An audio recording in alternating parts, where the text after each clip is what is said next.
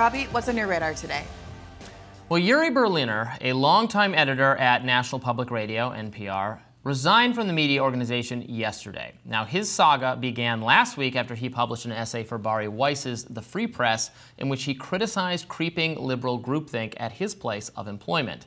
Many NPR employees were furious that he would, quote, torch his workplace, though Berliner's piece carefully noted that he still believes the outlet is important and should continue to receive government funding.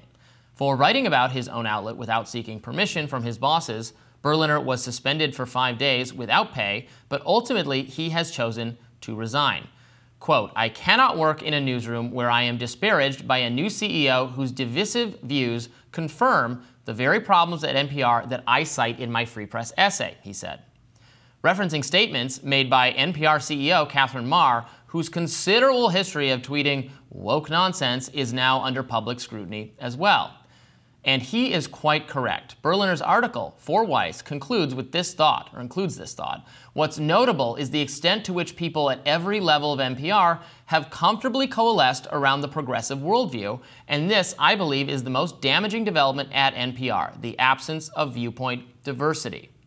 Berliner cited Russiagate, the Hunter Biden laptop story, and coverage of the lab leak theory of COVID-19's origins as coverage areas where NPR's bias in favor of the progressive establishment, Democratic Party perspective, led the outlet astray.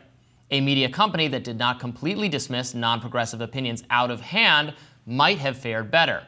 The absence of viewpoint diversity at NPR should be no surprise, however, when its CEO apparently believes that ideological diversity is a dog whistle for anti-feminist, anti-POC stories. It's a direct quote from her Twitter feed. For Maher, diversity involves race, ethnicity, gender, class, ability, geography, everything, I guess, except diversity of thought. And Maher is not alone. Some 50 of Berliner's colleagues signed a letter to Maher demanding that she enforce NPR's current editorial line by weaponizing all available tools at her disposal. Quote from this letter, staff, many from marginalized backgrounds, have pushed for internal policy changes through mechanisms like the Accountability Committee, sharing of affinity group guidelines, and an ad hoc content review group, they wrote. Elsewhere in the letter, they put the term diversity of viewpoints in scare quotes. It certainly does not sound like the DEI Accountability Committee works to broaden NPR's ideological perspective. On the contrary, the employees who are obsessed with DEI seem to care first and foremost about rooting out anti-DEI heresy. Now, Berliner is not a victim of cancel culture. To be clear, most journalistic organizations would exercise some disciplinary authority over an employee who publicly discussed internal company policy without prior approval. But there should be little question that he accurately described a real problem at a, regrettably taxpayer-funded, media outlet. The acronym DEI ostensibly stands for diversity, equity, and inclusion, and the public is learning precisely what those terms really mean. What I'd like to know is what it really means to Katherine Maher. What does she really believe? Now, the embattled NPR CEO did have the opportunity on Wednesday, last night, to set the record straight regarding her views on intellectual diversity and white silence and whether Hillary Clinton, of all people, committed non-binary erasure when she used the phrase boys and girls. Yes, those were all things she tweeted about over the years. Unfortunately, during this recent appearance at the Carnegie Endowment for International Peace to discuss the journalism industry's war on disinformation, she repeatedly declined to give straight answers, instead offering up little more than platitudes about workplace best practices. So I attended this event and I submitted questions that the organizers effectively ignored. That's a shame because Maher's views certainly require clarity, especially now that Berliner has in fact resigned. As I mentioned earlier, his article implored his new boss, Maher's tenure as CEO had actually only begun about a few weeks ago, to correct NPR's lack of viewpoint diversity. Does she support viewpoint diversity? Is it the woke caricature manifested by her earlier tweets? Is that the real her? Indeed, Maher's past tweets would be hard to distinguish from satire if one randomly stumbled across them. Her earnest, uncompromising wokeness and land acknowledgments, condemnation of Western holidays, and so on sounds like they were written by parody accounts such as the Babylon Bee or Titania McGrath. In her 2022 TED Talk, she faulted Wikipedia, where she worked at the time, for being a Eurocentric written reference that fails to take into account the oral histories of other peoples. More seriously, she seems to view the First Amendment as an inconvenient barrier for tackling bad information and influence peddlers online. Watch this. The number one challenge here that we see and is, of course, the First Amendment in the United States is a fairly robust protection of rights. And that is a protection of rights both for platforms, which I actually think is very important, that platforms have those rights to be able to regulate what kind of content they want on their sites. But it also means that it is a little bit tricky to really address some of the real challenges of where does bad information come from and sort of the influence peddlers who have made a real market economy around it. But interestingly, she did not reiterate any of those views during her appearance at the Carnegie Endowment on Wednesday. On the contrary, she gave entirely non-specific answers about diversity in the newsroom. In fact, she barely said anything concrete about the subject of the discussion, disinformation. When asked by event organizer John Bateman, a Carnegie Senior Fellow, to address the Berliner controversy, she said she had never met him and was not responsible for the editorial policies of the newsroom. Quote, "The newsroom is entirely independent," she said. "My responsibility is to ensure that we have the resources to do this work. We have a mandate to serve all Americans." She repeated these lines over and over again. When asked more specifically about whether she thinks NPR is succeeding or failing at making different viewpoints welcome, she pointed to the audience and said that her mission was to expand the outlet's reach. "Are we growing our audience?" she asked. "That is so much more representative of how we are doing our job because I am not in the newsroom." At the event, Maher did not directly take audience questions. Instead, audience members were asked to write out their questions and submit them via QR code. So I asked her whether she stood by her previous tweet that maligned the concept of ideological diversity, as well as the other tweets that had recently made the news. Frustratingly, she offered no further clarity on these subjects.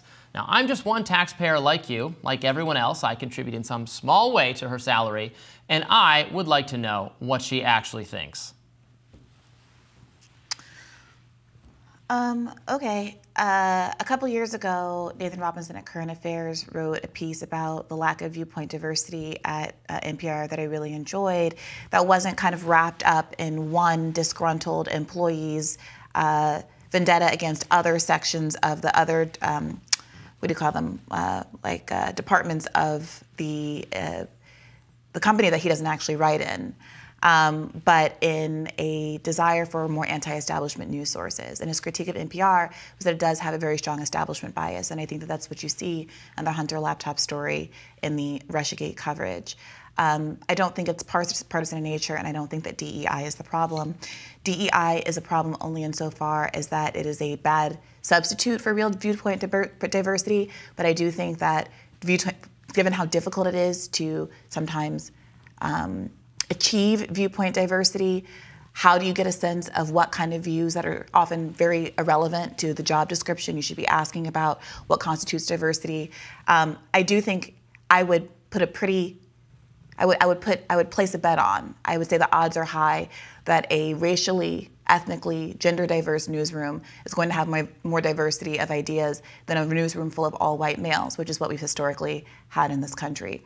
So the idea of kind of lashing out at diversity on the workplace, the objective of diversity in the workplace, I find to be somewhat distasteful. I also just want to continue to note that Reagan already successfully, manifestly defunded NPR, and that it's only funded by 11% taxpayer dollars. To the point about why the focus seems to be on DEI and why people don't seem to have the ability to critique an institution for being establishment without bringing race into it in ways that I think are missing the point. A lot of the racial critiques are really solid. The point you made about her saying Wikipedia was sufficiently diverse is real and true. Studies have demonstrated that because most editors at Wikipedia are white and are male, that there are subject areas that are disproportionately edited and subject areas which are disproportionately under-edited, and there have been attempts to address this with edit-a-thons and things like that. I don't see why that would be something to be criticized. Shouldn't we want all information to be filled in as much as possible? I don't really understand what the critique is there unless you just think race is stupid and bad and funny or something. Or I'm not clear what the source of the mockery is. But overall, I agree that we have too much of an establishment bias in news sources. I did appreciate one of Berliner's colleagues at NPR writing a response. His name is Steve Instep, on his Substack. I don't agree with all of it. I do think that there are these issues at the company, but I do think he made an interesting point about how Berliner was commenting on people in sectors of NPR that he did not work in and did not know very much about the editorial process. And apart from, I think, really strong points about Russiagate, which again is this establishment bias, I think a lot of it does come across as personal grievance when you read some of the factual errors that he made in his article. I saw factual errors alleged, but I wasn't actually sure what they meant by any of that. Or for example, he argues that that everybody who works at NPR is a registered Democrat. And the guy who wrote this article is like, I'm in fact, he at a meeting pulled out his voter registration card or whatever, some documentation, and said, I'm actually a registered, I'm not registered as anything. And when he put that question to Berliner and said, well, I'm the first person you're talking to about this, basically, and I'm already disproving your thesis. He's like, well, that doesn't matter. It's about the gestalt of things. He's like, well, how do you know what the gestalt of things is if you didn't actually ask anybody and don't really have any exposure or experience with other people who work outside of the economics desk at NPR? You're basically looking from 64,000 feet and making all of these claims about people that you've clearly not even decided it was worth talking to before you cast all these aspersions on the internet. And maybe he's right, but maybe he's not. And it seems pretty sloppy to me to be making a lot of fanfare about a lot of things that you have done very little to vet in the first place. And isn't vetting things and following the facts and following the evidence exactly the kind of journalism that Berliner is purporting to care about when he critiques wokeness or DEI or these other incentives that he thinks are poisoning journalism at NPR?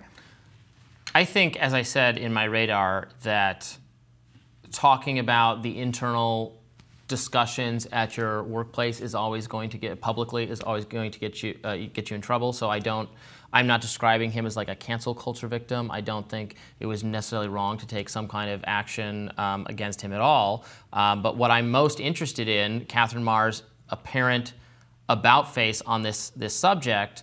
So I attended this event with her yesterday, and I was genuinely curious to hear her address some of these questions. And I frankly think you would have been just as frustrated as I was to hear her describe in terms so abstract and so, frankly, almost corporate, sort of empty, what she sees. In fact, I was waiting to hear her say things about disinformation that I knew I was not going to like, about how we need to moderate more content on social media, or we need more involvement with the federal government, all the things I kind of don't, approaches that I think are bad.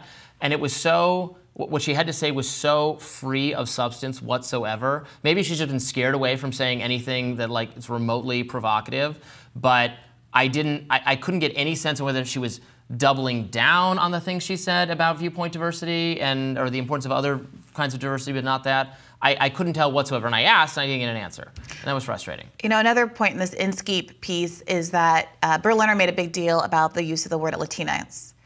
I think it's as silly as the next person, but some conservatives have made their entire identity around hating the word Latinx, and no working class person is hurting and suffering because the word Latinx exists in the world. No, and in fact, he was wrong about it. So he did an analysis of how often NPR uses the term over the previous 90 days. He found 197 uses of Latino, 201 uses of Latina, and just 9 uses of the Latinx, usually used by a guest on NPR who certainly they can't censor out of using a word that they choose to use. So again, are we just cherry picking things that you think are a problem because you read about them on the internet and making broad sweeping claims that are not generalizable about what's going on at NPR, while at the same time ignoring the big issue, which I would argue is that the consequence of defunding, uncoupling NPR from public defunding, and instead making them rely on an affluent listener base who wants to hear certain kinds of stories, and more importantly, corporations, banks, financial institutions, people whose interests are not aligned with the public interest, is forcing the hand of its coverage in a direction that is more establishment, not less. I mean, the direction of the coverage being toward a kind of establishment democratic progressivism seems to be taking place. I don't think it necessarily has to do with the funding model. It seems to be taking place at liberal media institutions regardless of the funding model, and that's why people think that it's ideological. What liberal institution is not funded by corporations and advertisers?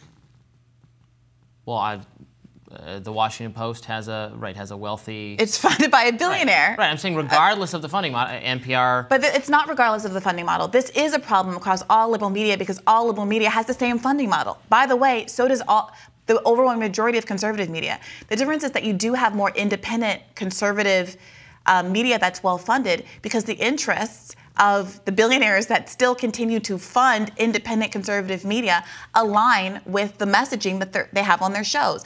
Don't tax millionaires, defund the IRS so they don't go after the wealthy. I agree with the problems about the IRS disproportionately going after the poor, but defunding them entirely so that they can't get rich people's money that they're hiding overseas is also a problem. So that's why that's the state of media right now. I support alternative methods of funding media or alternative platforms or donor-based or subscription-based or user-supported or reader-supported. I think those are all good models for the future, and I'm glad to see so many of those thriving and the media ecosystem becoming a more diverse place. Diversity is good if it's across the board. That's not what we're seeing happen. We're seeing local media companies shut down. We're seeing independent left media like The Intercept flail once the billionaire donor withdraws. And we see that the only people, I think if you are someone that can very easily be funded by a Koch brother, you're going to say, okay, it's great. Let's just let the chips fall where they may, because you know you're always going to be able to get funding as long as your views happen to align with what the Koch brothers want. But if you're someone who's genuinely anti-establishment, who genuinely wants there to be a protection of poor and working class voters, support for unions, support for low wages, support for healthcare as a human right, you're never going to get funding from the people whose entire billionaire status depends on keeping those benefits from you. Keeping those things which you've worked for with the most productive labor force in American history, that is being stripped from you and given to the very top 1%, you're never going to get that redistribution actually coming back to your pocket as long as the people who are paying for your news want to keep that reality from you. Well, my side of things does not want to create an environment where people who are unwilling to fund don't want to contribute to journalism that's looking into those things are forced to do that, which is the NPR model or the left progressive model. We're saying things and we think we have the right to be paid to say them regardless of what we think. That's not the way we feel. Right. Well, again, this guy, Steve Inskeep, I do think he yada is over the substantive point about the establishment bias of NPR, which I think is a good point. But I think he does also poke some pretty significant holes in Berliner's argument, so people can feel free to check that out as well. Where was that? It was on his Substack, which is called Differ We Must. Take a look, decide for yourselves. More Rising right after this.